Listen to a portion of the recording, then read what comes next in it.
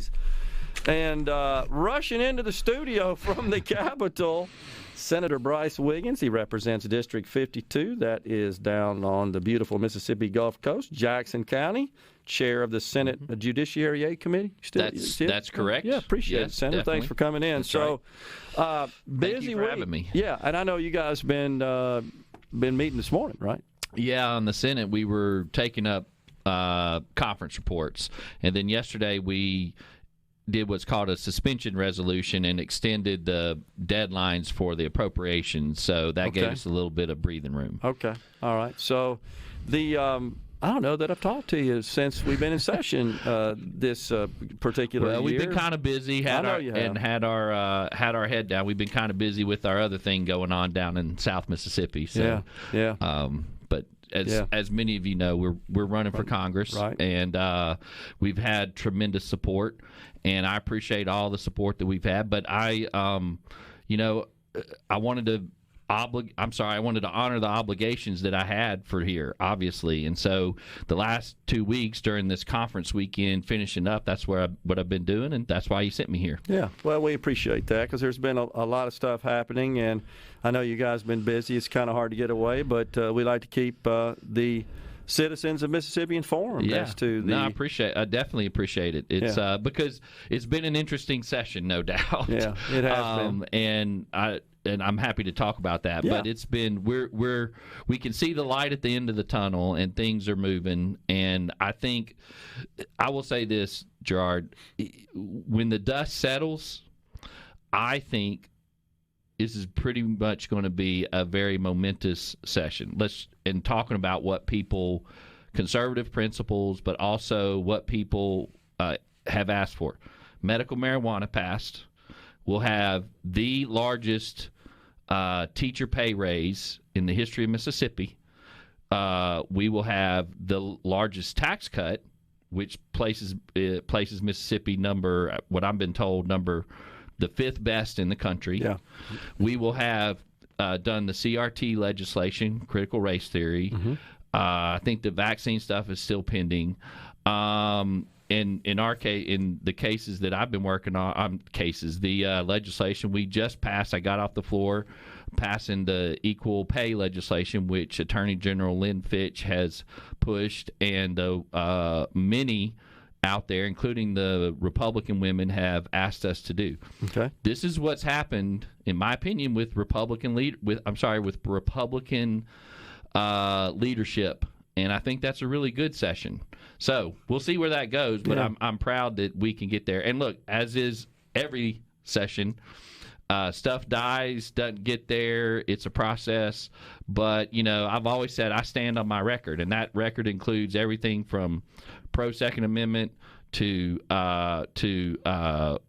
pro-life to fiscal conservative. I mean, my record shows that, and I'm happy to be implementing that stuff for the state of Mississippi. Okay. And then so what is kind of remaining that, best I can tell, is we got the ballot initiative process. We seem to be at kind of an impasse there right now. So if I'm remembering right, when we extended the deadline yesterday, that initiative is included in there. There's a number of bills that were included along with revenue bills, and so that is in there. Okay, so we got that. And that's something that I have been on record of saying we need to have. Okay. I think the main sticking point, if I'm not mistaken, Senator, is that the Senate would like to see the number of signatures required to get a measure certified and on the ballot at a higher level than the House wants. The House wants to keep the same mechanism in place, 12% of the number of ballots in the last gubernatorial election. My understanding is the Senate wants 12% of the voters. Yeah, I will defer to the chairman on that. Yeah. I have not been involved. I think, has been involved. Chairman Polk, who's a good friend from the Lamar County area, in that area, and so he's been handling that. I've not been I'm not on what's called the AET committee or the conference report, so I just know that that's where it's headed. But we've encouraged them to get somewhere on it. Okay, and then we've got the eminent domain bill that I think is on the governor's desk. That's right. Point. It's gone up there. Eminent domain. That's right. Yeah. Thank you for reminding me. Yeah. No, it's been a flurry of activity. Yeah. But the eminent domain, let me put it this way, for those that don't know, it was and I don't know how much you want to get into it, but because of the medical marijuana decision by the Supreme Court, which ruled unconstitutional the referendum initiative process, people felt like the issues like the eminent domain that passed by that could be at risk, huh? At risk, thank you. Yeah. And so what we did was simply codify it. Yeah. And that gets a little into this, but when you say codify it, to us lawyers, what that means is that you put it into statute. Yeah. So if somebody comes along and says, oh, because the Supreme Court threw that out, and therefore the eminent domain is no longer good, yeah, we can say, nope, it's the law of Mississippi, and it's there. Yeah. So if somebody wanted to challenge that, they'd have to take it to the Supreme Court, but they couldn't challenge it on the basis of the way in which it became law. That's the main Correct, point. because we've gone through a different process, right, which is the legislative process. The initiative and referendum process is, I'll use this term, to bypass the legislature. Yeah. And actually that's what the back and forth is going on about what we were mentioning about Chairman Polk, yeah, is what is that going to look like going forward. Yeah. And so we want to get there, and it honestly it varies from state to state, and so we're going to see what that looks like in final resolution. Okay. Redistricting, we've got yes, congressional districts, and we've got, of course, the state districts as well. Mm-hmm. So first, where does the congressional redistricting stand? Well, that's actually been signed into law. That's been signed into law, and that had to be done by January because you had to qualify. And so let me say this, because it applies to both congressional and legislative, is what we saw through the census is the population shifts in the state.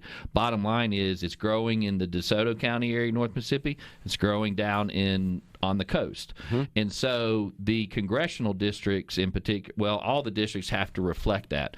On the congressional side, the biggest difference was that in the 4th congressional district, it actually had to shrink in terms of geography, because if you just split the amount of people in the state by 4, it was over the requisite number. Yeah. So you had to do that, and things. Marion County ended up in the 3rd district, and a couple other things. Okay. On the legislative side, that was the debate that we had yesterday on the Senate. So you had the Joint Reapportionment Committee. That's been going on, as was pointed out on the Senate floor. That started last year. There were hearings throughout the state, from north to south, starting back in the summer. Anybody from anywhere in the state could come in and give their wishes and do a map if they so wanted and all that. So that map was put together after much data and experts and all that. And so yesterday they start to run together. This week we passed those out, and then the Senate plan came up on the floor yesterday and passed 45-7, I believe. Okay. And so what was the big change? It was population shifts. Again, from a standpoint of what I was mentioning earlier, in the House plan, which the Senate is yet to take up, for example, Harrison County gained a seat. Okay. 10 years ago, DeSoto County gained a seat in the Senate. Okay. There were places like the Delta that literally lost 20% of their population. Okay. The coast, I'm using that in general term, gained 20% of the population. So those things all factor into when you're doing it. And then yesterday in the Senate, there was robust debate about Senator Melanie Sojourner's seat. I think it's District 37. Bottom line is, I would encourage everybody to go watch that debate. Districts had to shift, and so that ended up being the discussion. And it's a very Republican district. In fact, Chairman Kirby told us that it was more Republican than 10 years ago. Rankin County, in particular, which from my understanding, has not had. It was split between Republicans and Democrats, and probably one of the most Republican areas in the state, gained a full seat. So it's that's where we are on that. Okay.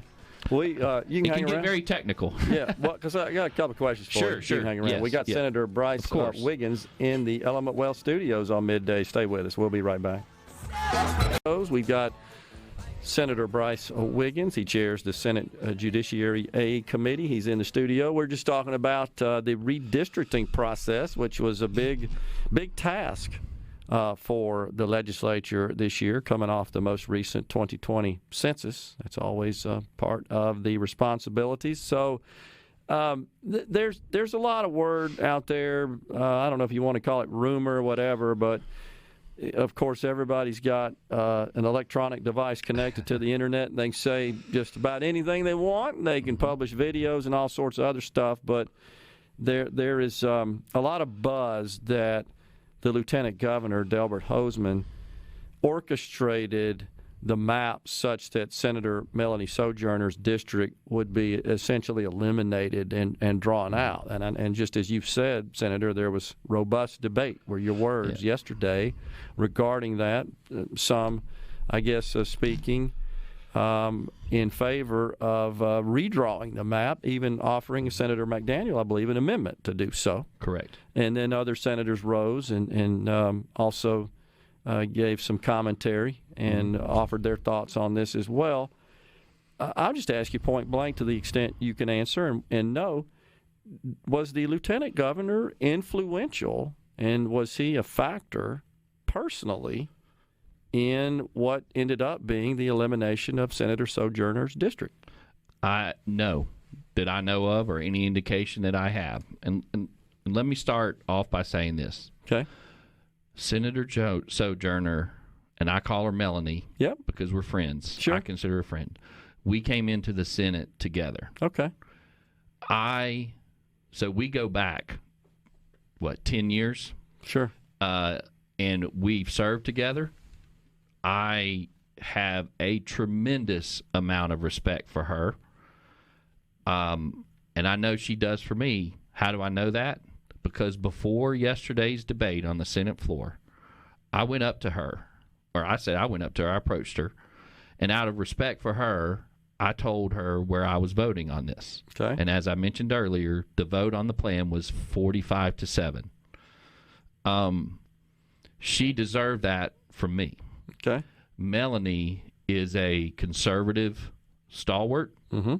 I have worked with her on different pieces of legislation. In fact, I can remember that I, as chairman of the committee at the time, I ushered her piece of pro-marriage piece of legislation that ultimately became law. I think Melanie is an excellent person. I have just the utmost respect. The reality, and some would say, I guess, the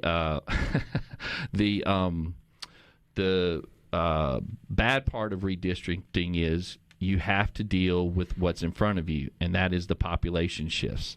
Yep. The reality is that in Southwest Mississippi, they've lost, maybe not to the degree of the Delta, but there's population shifts that require things to be moved around on the chessboard. Okay, I'm not going to begin to say that because I'm not an expert, but so it hurts me that Senator Sojourner is in that position. But if 10 years ago there were others in that position as well, okay?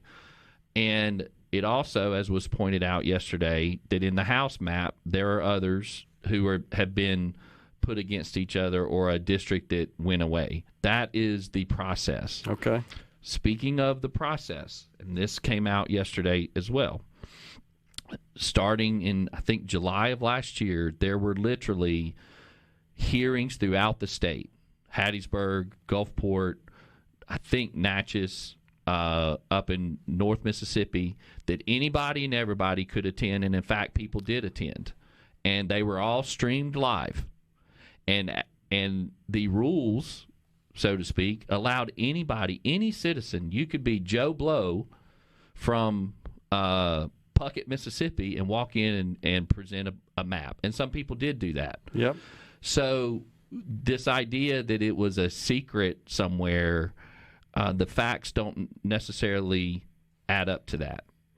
And so what I would encourage everybody to do is to go look at the YouTube video of the Senate debate yesterday.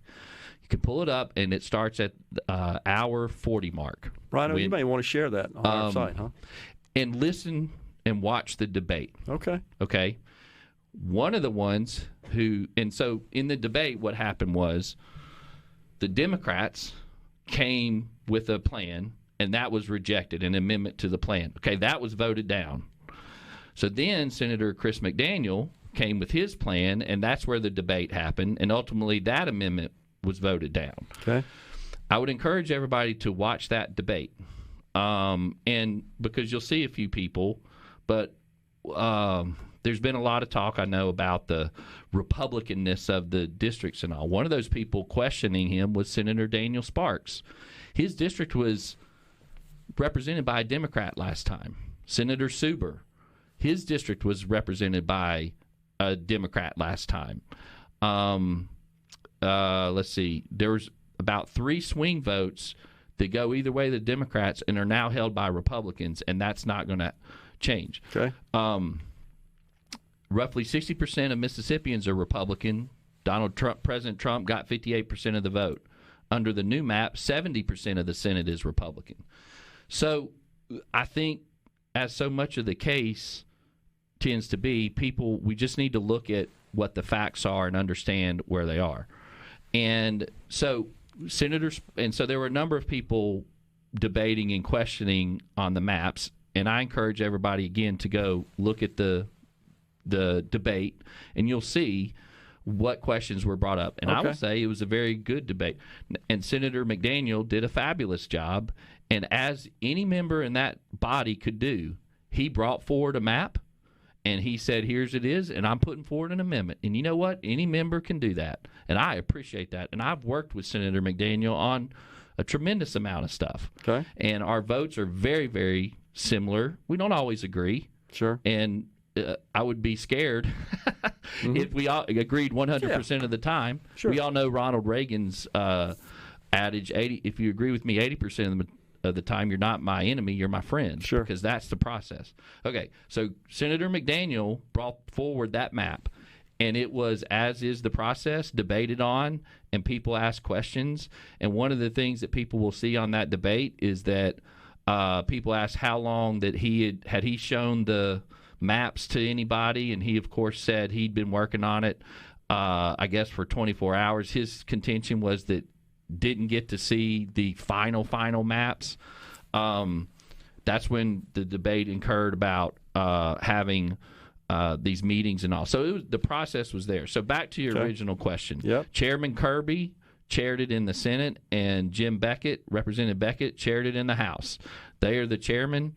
So I'm not sure, and I have no evidence that the lieutenant governor or the Speaker of the House, what they had on that. I'll give you another, for instance.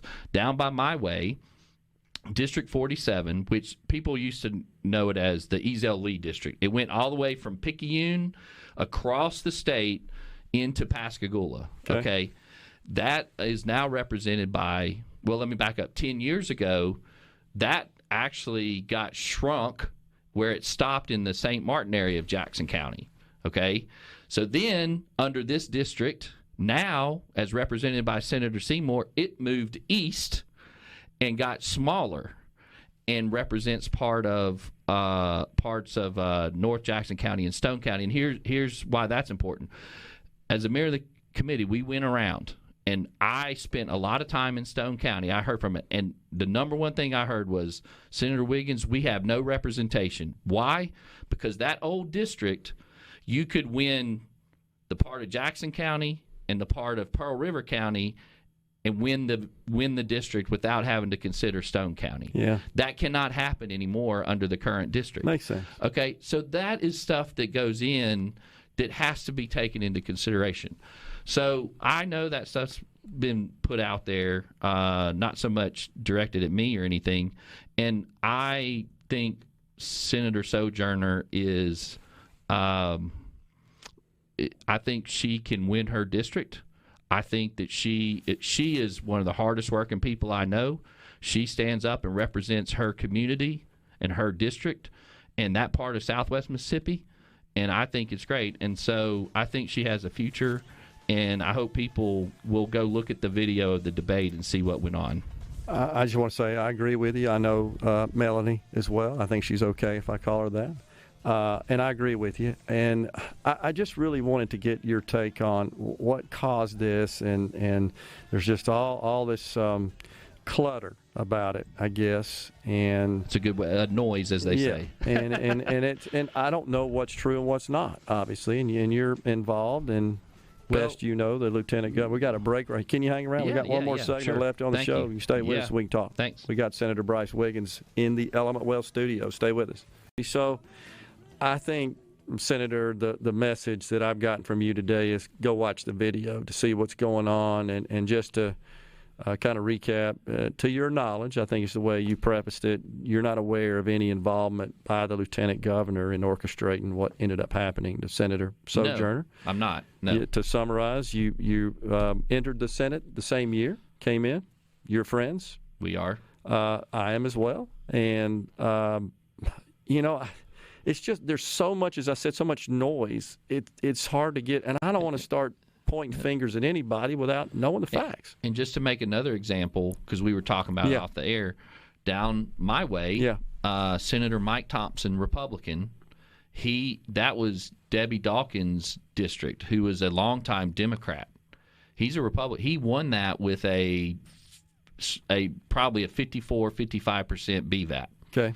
Okay? And he is in a much more Republican district. Okay. So a Democrat, if you're going by everything that's being black voting age population, yes, folks. Thank you. I'm sorry. Yep, no problem. Which is required by the Voting Rights Act. Right. Which, as we were talking off the air, we no longer have to do the pre-clearance, but we do have to follow by the feds the Voting Rights Act under the majority-minority stuff. Yep. So those are all that factor that comes into that. Yeah, I know. So I think that's probably beat that horse to death, as they would say, with respect to redistricting. Asleep, watch the video. All right, so something else. Two more things I want to get to before we get out of here is the postpartum Medicaid. It's really not expanding Medicaid per se. It's just expanding Medicaid benefits to a category that is already eligible for Medicaid. It's extending the time period. That would be the period of a pregnant mother that is eligible for Medicaid.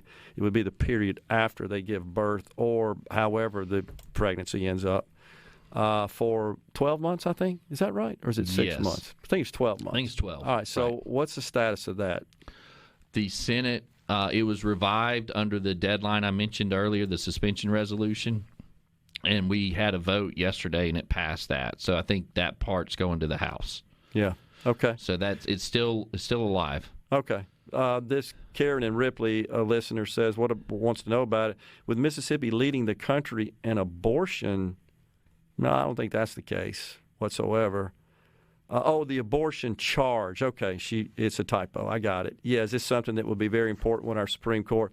I think what she's saying is that, hey, Mississippi, you don't want to help these mothers, right? That you want to carry a baby to term and have that baby. You oppose. You want to get abortion totally out, but you're not willing to help them with their postpartum issues. Yeah, look, the Senate has been on that, and I was at one time Medicaid chairman. I remember that. We had the highest rates of preterm births. Yep. Okay. And so, and it doesn't matter who you talk to, it's proven that stuff helps reduce that. Yep. And so to the person, I don't know if she's tweeting or what.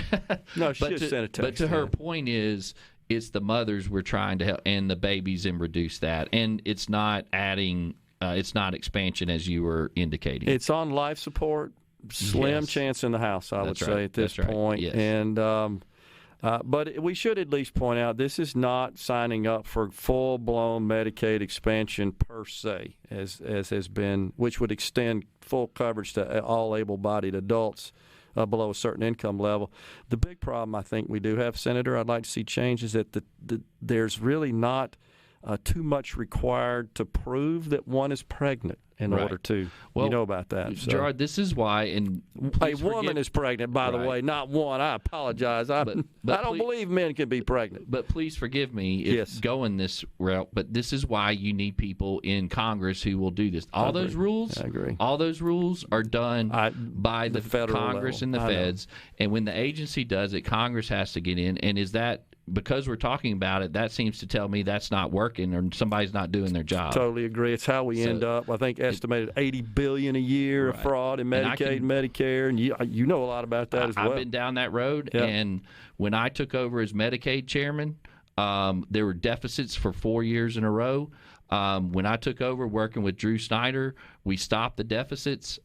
We improved Medicaid, and we didn't expand Medicaid, and we gave the benefits. That's called a vision, and that's called somebody working it and understanding it, and rolling your sleeves up. And I think most clear-eyed people, Senator, would say, and I know, as you said, you don't have a lot of control over that because it comes down from the Fed. We could start with cleaning up all these rules about Medicaid, which are causing lots of money to flow and slip through the cracks to people that aren't entitled to it. If we're going to give it to people to help them, it's a safety net. My time as chairman of Medicaid, I proudly wear this, was known as a reformer of Medicaid. Okay. And nobody in this race, including the incumbent, can say that, because I've done it and cleaned up Medicaid to make it better, and I've been against Medicaid expansion, and I've said that. We've been able to improve it and get rid of the deficits, working together and understanding how things operate. Glad to have you on, Senator. And Thank also you very much. Running for Congress in District 4. Senator Brice Wiggins has been our guest on Middays. Folks, we're out of time. We'll be back tomorrow. Stay safe. God bless.